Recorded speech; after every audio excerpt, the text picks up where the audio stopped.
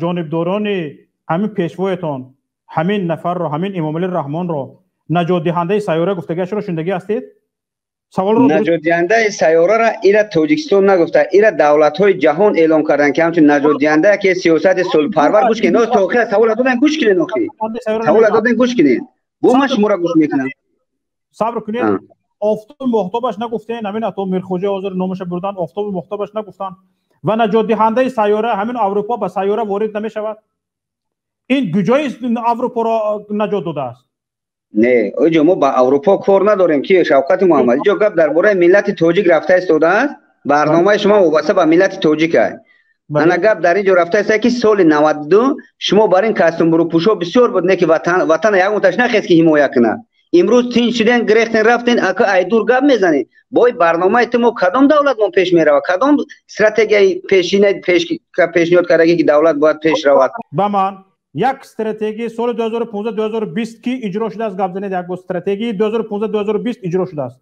یک استراتژی مهمه که انشاءات استراتژی مهمه که برای خلق تاجیک برای ملت تاجیک ضرور بود. اینا در دوره شوروی نساختن. دوره شوروی را ساختن نتونست.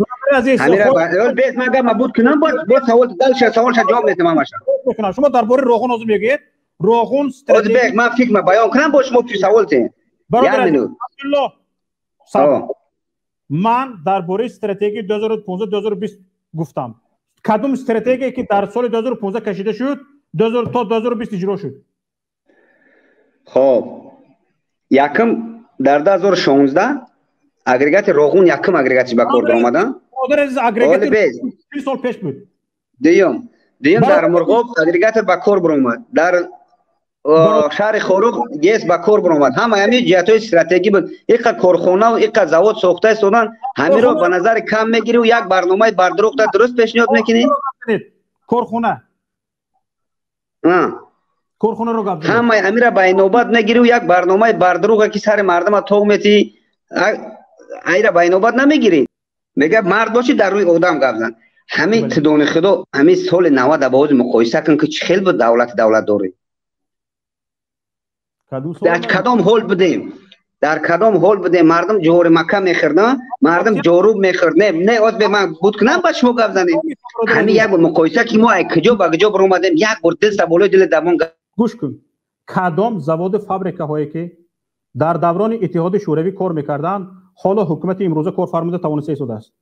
گوش کن وقتی که جنگ شهروندی در دولت میشود یک روزه جنگ شهروندی از بس من میفهمم فکر من میگم که جنگ شهروندی وقتی در تمام دولت میشه او را نه تم بخشی نه ما چیزی که دولت است تم میشکنی من میشکنم. لیکن فکر کن که 5 ساله جنگ چند ساله قفا میکشه. یک ساله جنگش یا 6 ماه جنگش 100 ساله قفا میکشه. انا که 5 ساله جنگ ایسا چند قفا میکشه چند کسا وچ کرد چند کس امر برقرار کردن وقت در کو 600 سال می انا مقدار در نوبت بگیر. مردم عزیز شنیدید ما باید 600 سال دیگه انتظار باشیم.